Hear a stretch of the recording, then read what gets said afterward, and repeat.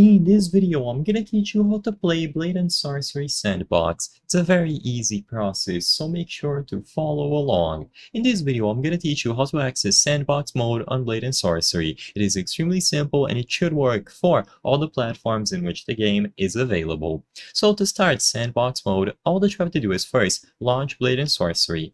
Now, once you launch Blade and Sorcery, you will be able to go through the character creation, and I assume that most people already have their character set up, so just start playing after you choose a character.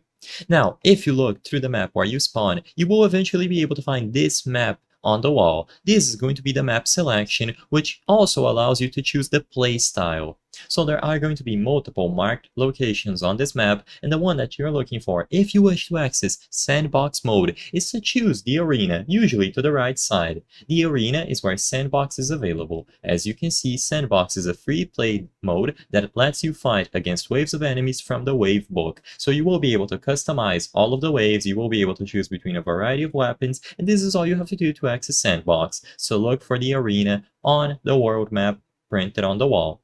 When you choose Sandbox, you will be teleported there, and after you pick it, travel and begin. So you will be able to grab various weapons and experiment with their handling and fighting styles. You will be able to spawn enemies using the in-game mechanics and test your combat skills, and the world is interactive, so you can climb the structures, use telekinesis to fling objects, and unleash your inner magic with spells if you have any available. It is extremely fun, and all that you have to do is make sure that you choose the arena if you want to access Sandbox specifically. It should be available between Steam, your Oculus Quest headset, and so on, as long as you have the full version of Blade and Sorcery. You can browse through other game modes, but for this video I'm going to focus on Sandbox specifically.